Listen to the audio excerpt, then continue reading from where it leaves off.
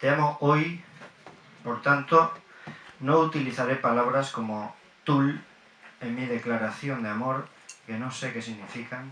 aunque las respeto tanto como a otras de uso más común, como azúcar, como luz, como tú, como autobús, como gominolas. Y no creo que lo que tengo que explicar haya cambiado con el paso de los años, ni siquiera de los siglos, porque este amor que yo siento hoy no es diferente de los otros, y si solo fuera para dar cuenta de él, bastaría la palabra, como cuando, sin entrar en los detalles,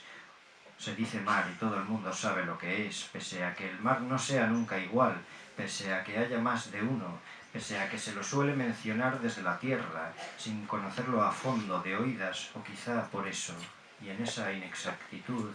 se parecen sobre todo mar y amor. Te amo hoy y puedo ir por la calle pregonándolo, porque eres la única persona que me hace olvidar que mi teléfono no es un ser vivo, que su altavoz no es tu amado oído, de forma que tengo que contenerme para no besarlo en los portales, de forma que sonrío entre la multitud malhumorada en el metro, en la calle, en el supermercado, en casa, mientras mi compañero de piso trata de trabajar con su portátil, con lo triste que es ya de por sí trabajar, como para que encima haya un tío al lado, ahí sonriendo como un gilipollas todo el tiempo.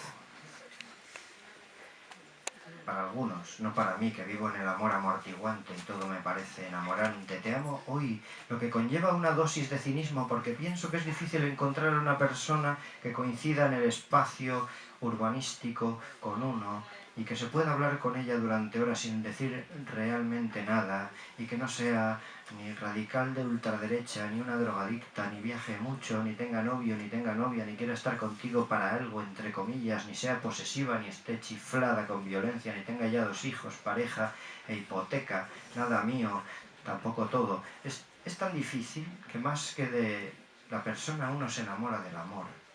más que de una elección se trata de lo que queda. Si queda algo, es amor hasta los tuétanos, que son la sustancia interior de los huesos, con las que hoy con azúcar se sintetizan las gominolas. Declaración.